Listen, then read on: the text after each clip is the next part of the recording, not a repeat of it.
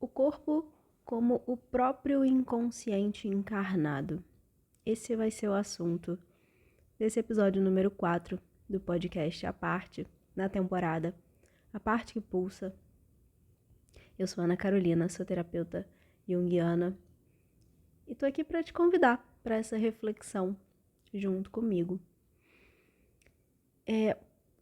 No finalzinho do episódio passado, eu falei, eu usei a expressão o corpo como o guardião do trauma, que seria o assunto.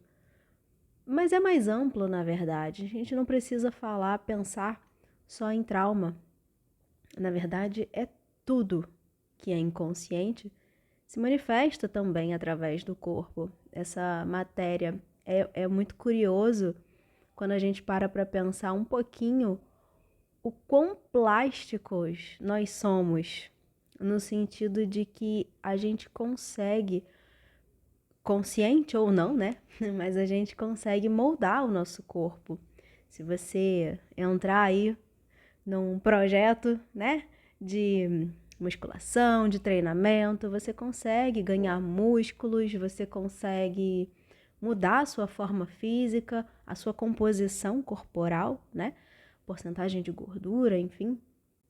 Ou a gente pode pensar, entender, enxergar isso através de um movimento inconsciente desse corpo.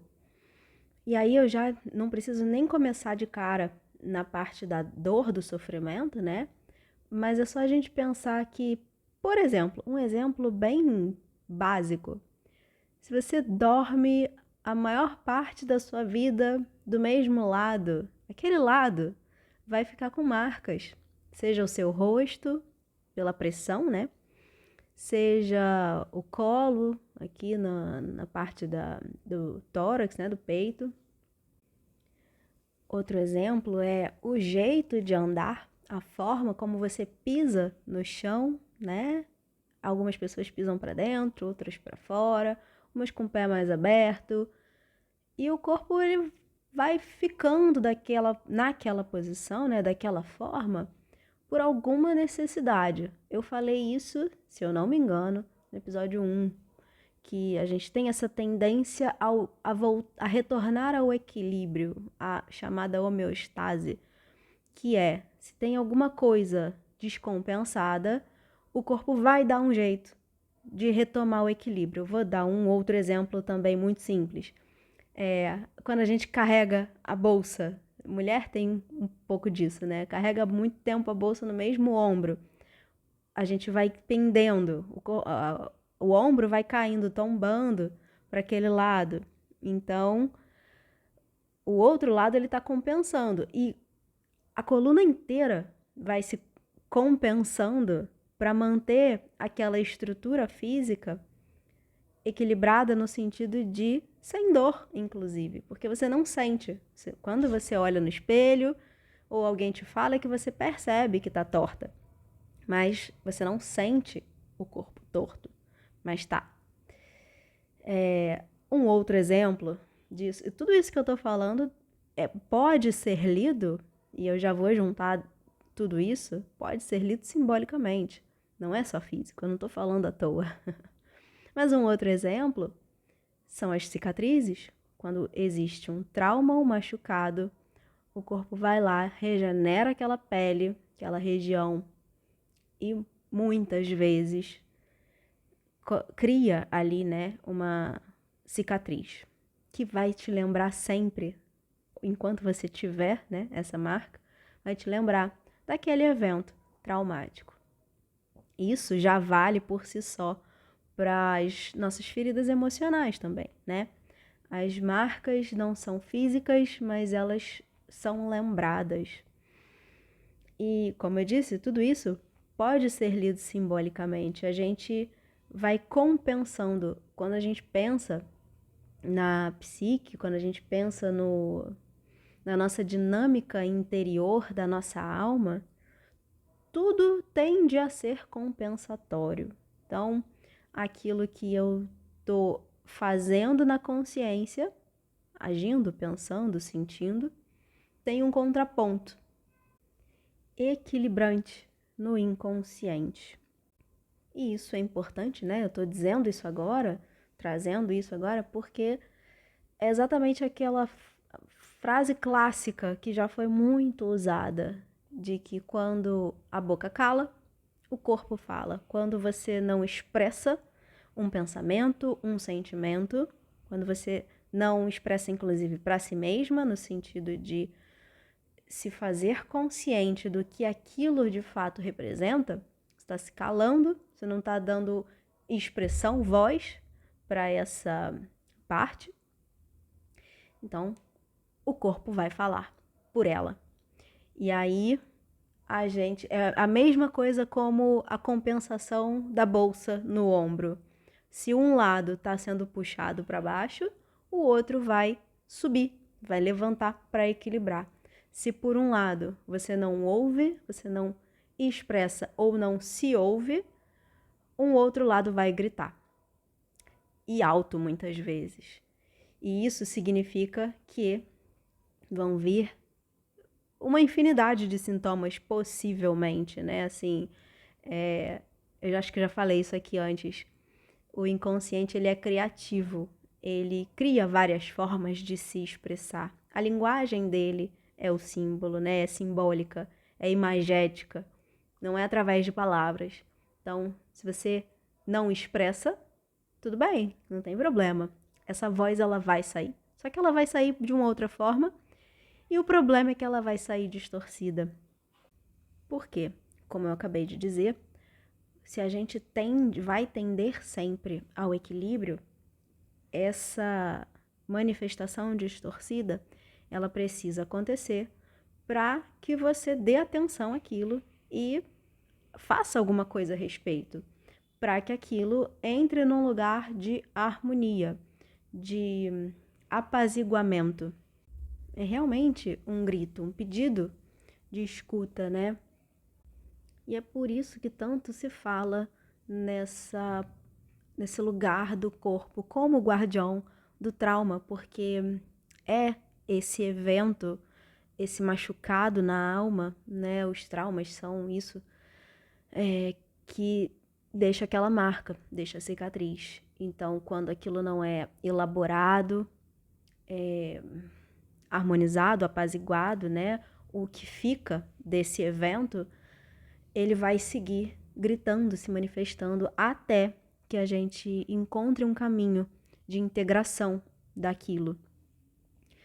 E eu vou até usar aqui, mais uma vez, trazendo o mesmo livro, o mesmo capítulo, inclusive, do Corpo Jubiloso, do Mulheres que Correm com os Lobos, porque tem uma frase muito interessante aqui que eu acho que resume tudo isso que eu estou dizendo, que ela fala assim: o corpo usa a sua pele, a sua fáscia e a sua carne mais profunda para registrar tudo que ocorre com ele. O corpo é um registro vivo da vida transmitida, da vida levada, de esperança de vida e de cura.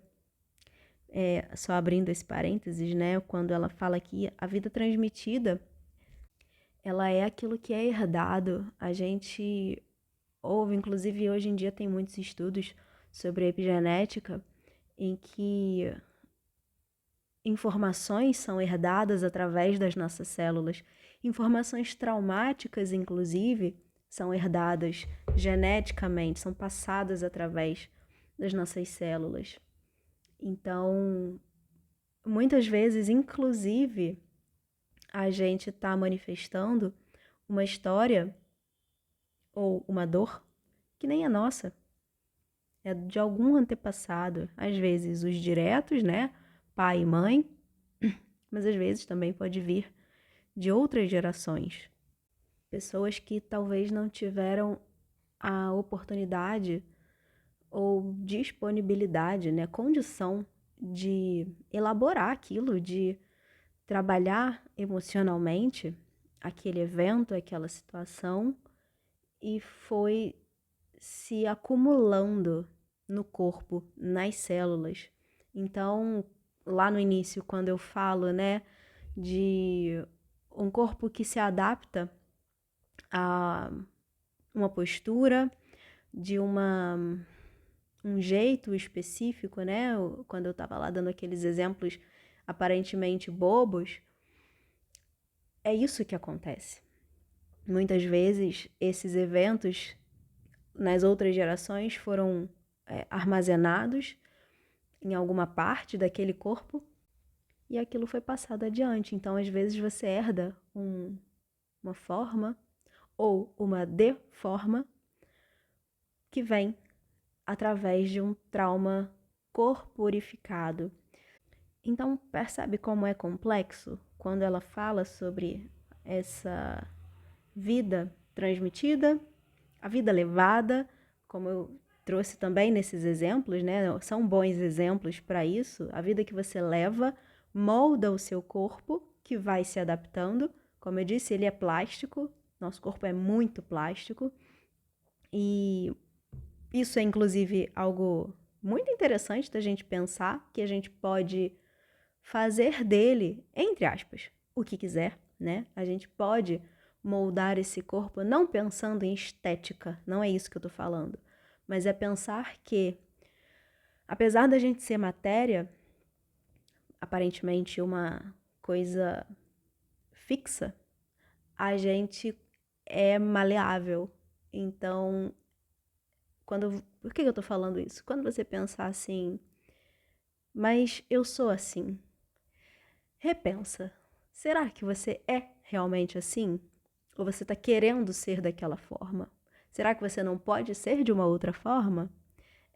Só um pequeno parênteses aqui para essa pequena reflexão, porque é muito isso também, né? E eu estou falando isso pela importância do processo terapêutico, a importância disso para o processo terapêutico, porque nem todo mundo que entra, que se permite entrar num processo, lá no inconsciente, de fato, está disponível para isso. Muitas vezes, a pessoa passa um tempão, meses, às vezes anos, só para se permitir, só para se abrir, para então o processo começar. E aí, quando a gente pensa nisso, né, de que, bom, eu sou maleável, eu sou moldável, eu acho que coloca a gente num lugar um pouco mais de abertura, de entrega para essa possibilidade de transformação daquela forma que é, entre aspas, é naquele momento, quando na verdade é uma forma que está. A gente está daquela forma naquele momento. Talvez eu tenha dado uma viajada aqui, posso ter pego uma tangente, mas para mim faz sentido trazer isso, porque não é tão simples quanto parece uma pessoa se entregar, falar, eu vou fazer terapia, e começar a fazer, e de fato entrar em processo terapêutico. Às vezes demanda um tempo e um esforço um pouco maior do que aparenta. Inclusive, é por isso que existem formas diferentes, manejos diferentes para acessar certas informações, como, por exemplo, a calatonia, que é uma técnica de toques sutis que foi programada pelo Peter Sandor num contexto de pós-guerra em que ele trabalhava com soldados que não conseguiam falar sobre os traumas vividos naquela guerra, né, no contexto da Segunda Guerra. E ele traz essa forma muito gentil, muito suave de entrar em contato com aquele paciente, ele era um médico, né? De entrar em contato com aquele paciente não através de um jeito não verbal, não através da fala, da necessidade da pessoa contar para ele. Ele colocava a pessoa num estado de relaxamento para que aquele corpo se manifestasse. Sempre, como eu já falei várias vezes, e vou repetir pela bizilionésima, buscando, favorecendo, colocando um espaço seguro para aquele corpo entrar no movimento de retorno ao seu equilíbrio. É isso que a calatonia proporciona. Ela não faz mágica nenhuma, ela não é como, por exemplo, o reiki, que é uma imposição de mãos que fornece energia para o reequilíbrio, né, de alguma forma, daquela pessoa que está recebendo. A calatonia não. É só um espaço seguro e acolhedor para que algo se manifeste, algo encaixe, volte para o lugar, ganhe espaço para ser integrado, equilibrado. Voltando aqui pro livro, uma outra parte do texto fala assim: a memória ela se aloja em imagens e sensações nas próprias células. Reforçando o que eu acabei de falar, né? Sobre essas informações herdadas. E como uma esponja cheia de água, em qualquer lugar que a carne seja pressionada, torcida ou mesmo tocada com leveza, pode jorrar dali uma recordação. E essa frase, ela explica exatamente o que é o processo da calatonia. É um toque sutil, muito leve, que possibilita sair dali, daquele momento, daquele espaço terapêutico, uma informação. Aqui ela usa uma recordação. E aí é esse o caminho de cura, pelo menos o início dele, né? Porque aí vou falar por mim. Eu acredito que a gente precise falar. Parte da elaboração, como a gente falou no segundo episódio, o corpo, a linguagem dele é o movimento, é o gesto, né? E a Anice até trouxe a ideia, né? Ela falou, eu fiz muitos anos de terapia, de você deitar no divã e ficar falando, e esse lugar mental. Isso precisa de equilíbrio também. Não é só ficar no mental, não é só falar. Mas é preciso, muitas vezes, também não deixar só no físico.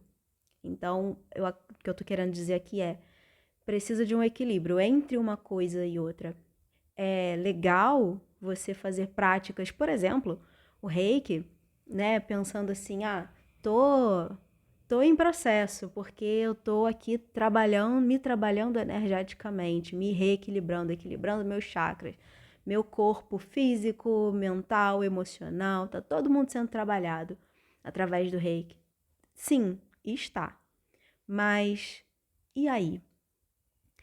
E como que você elabora o que surge dessas sessões, desses eventos, desses momentos de conexão, às vezes até espiritual, por exemplo, né? Como que você trabalha isso no sentido de ganho de consciência? Como que você elabora de forma consciente aquilo? Porque talvez eu tenha falado isso aqui em algum outro episódio antigo, né? Saber algo é ter ciência, mas ter consciência é quando você sabe de alguma coisa, você sabe daquela informação. Eu sei que eu tô fazendo isso, eu sei que eu tenho essa característica, eu sei que o trauma é esse, que aconteceu por causa disso, né? Quando a gente dá nomes aos bois, eu diria, quando eu sei e faço alguma coisa a respeito, tomo uma atitude diferente, mudo a minha forma de agir e reagir em relação àquilo. Isso é tomar consciência. E isso é muitas vezes difícil, pra caramba.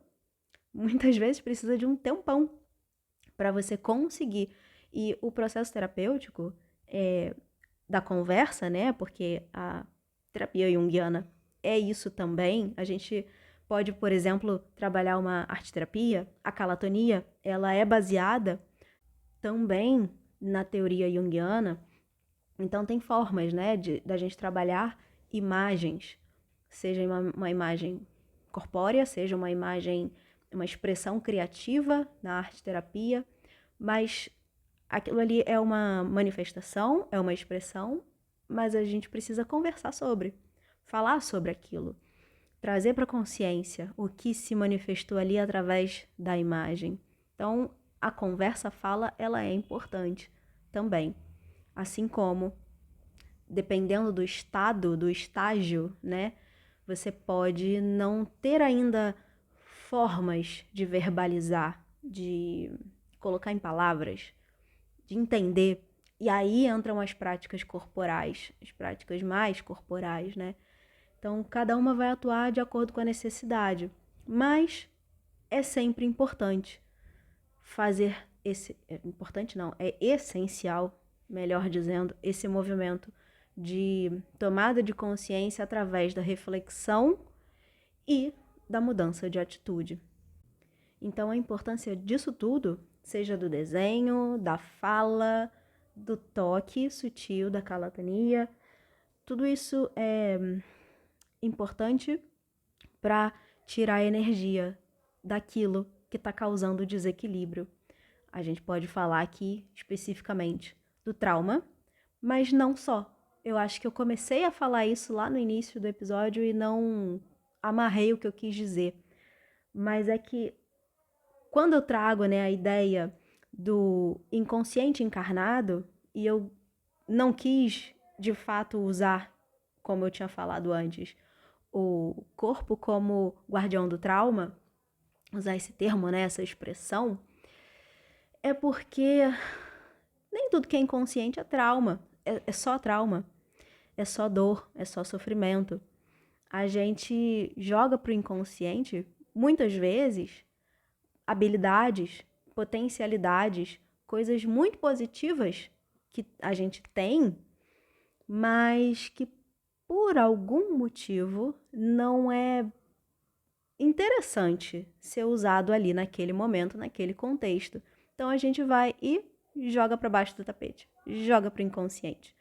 Então, é por isso que o inconsciente é tão importante, é por isso que eu tô aqui ao longo de todo esse tempo, todos esses episódios, falando sobre esse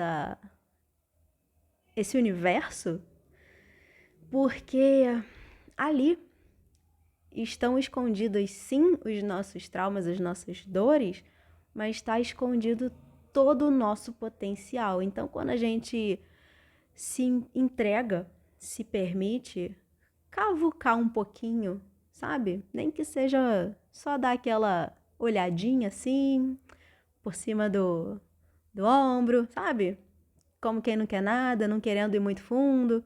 Só de fazer isso, só de você se permitir fazer isso, você já está se aproximando de aspectos seus, ou como esse podcast é nomeado, partes suas que são positivas, são benéficas, são potencialidades que podem te levar além, podem tirar muitas vezes você de um estado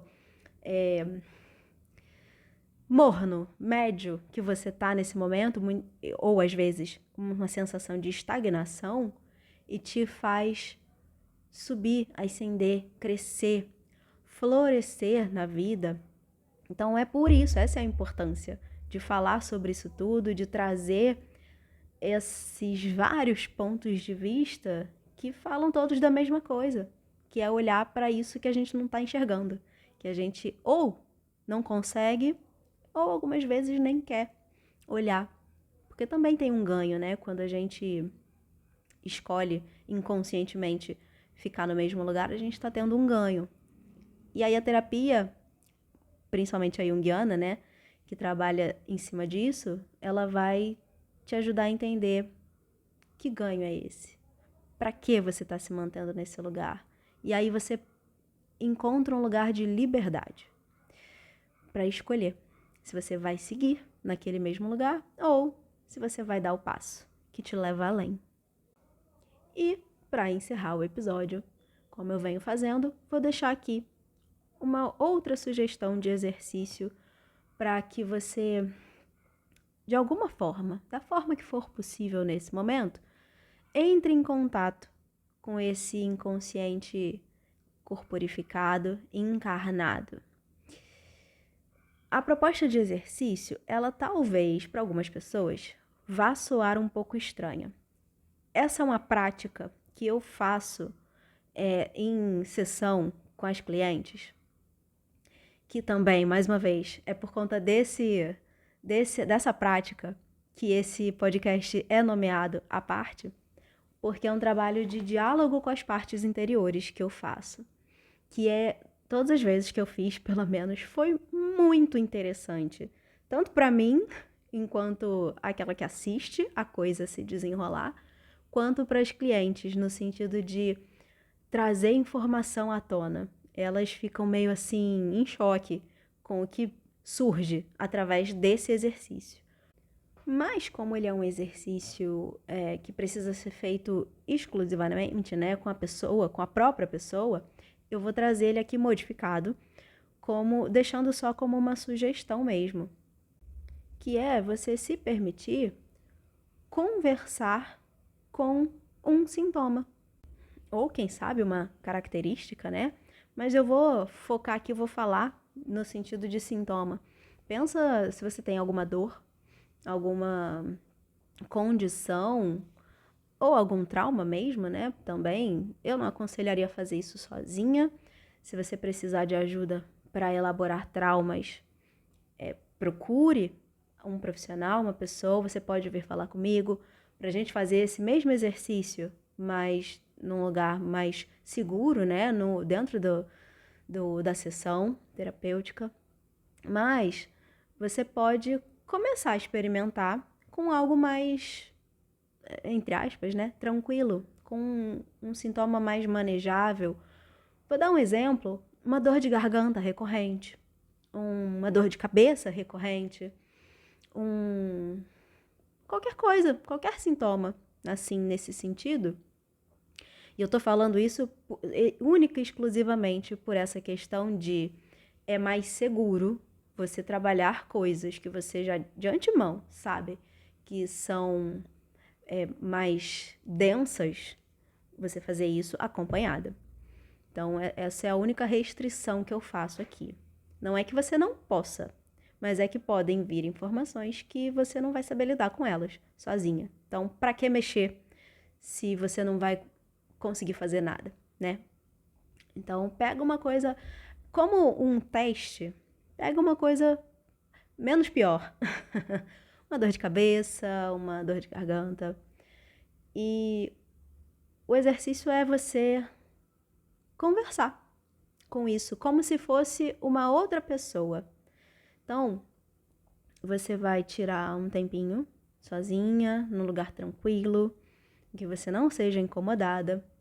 Vai fechar os olhos, vai tentar relaxar o máximo que você conseguir, relaxar o seu corpo, para que você faça esse movimento de rebaixamento da consciência, para que você possa acessar essas informações de um jeito mais claro.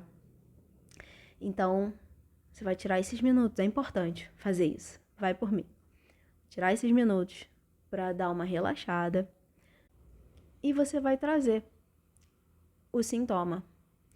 Você vai buscar uma forma de incorporar isso. É assim, pensa que todo o seu corpo é aquela parte que sente a dor de cabeça, ou a dor que seja, né? Estou usando ela de exemplo. Você tá ali, você pode fazer, inclusive, algumas vezes não vai ser agradável, mas você pode fazer no momento de crise.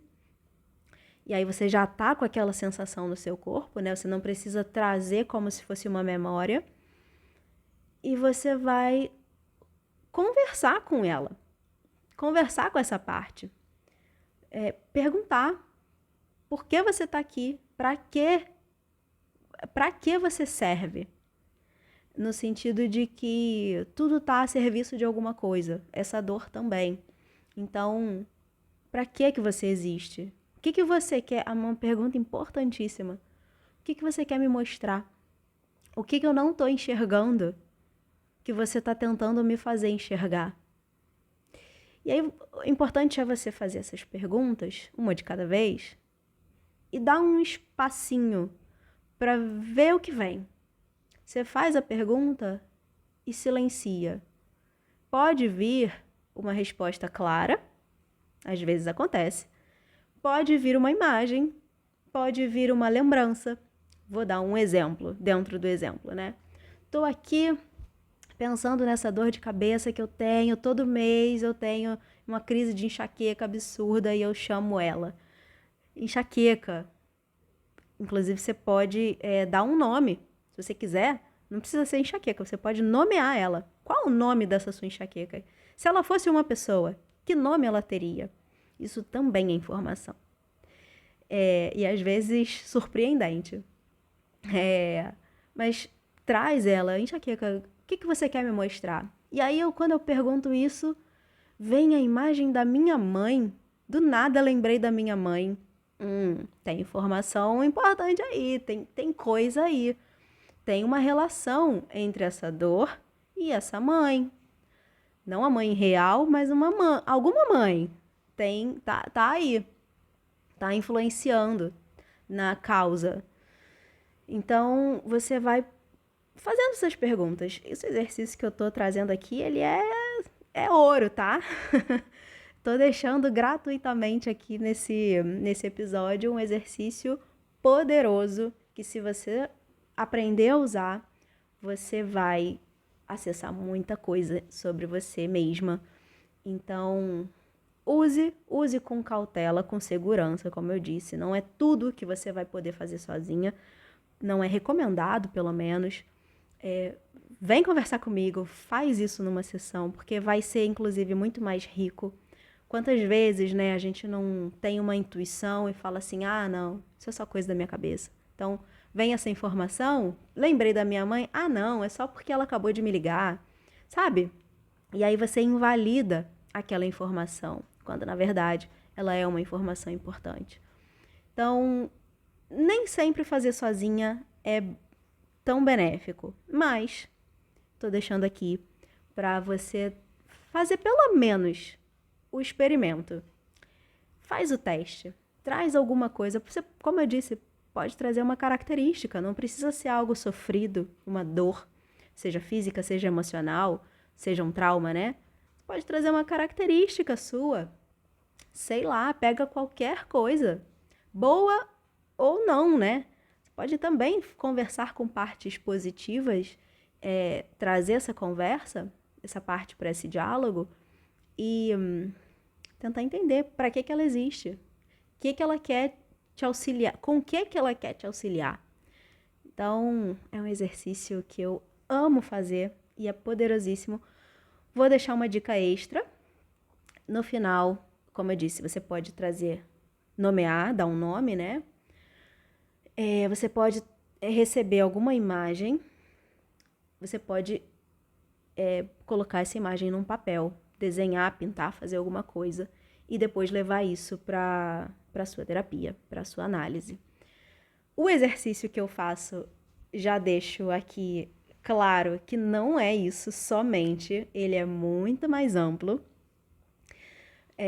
e mais complexo também. Então eu deixo também o convite para você vir experimentar esse diálogo com as suas partes numa sessão comigo. E é isso.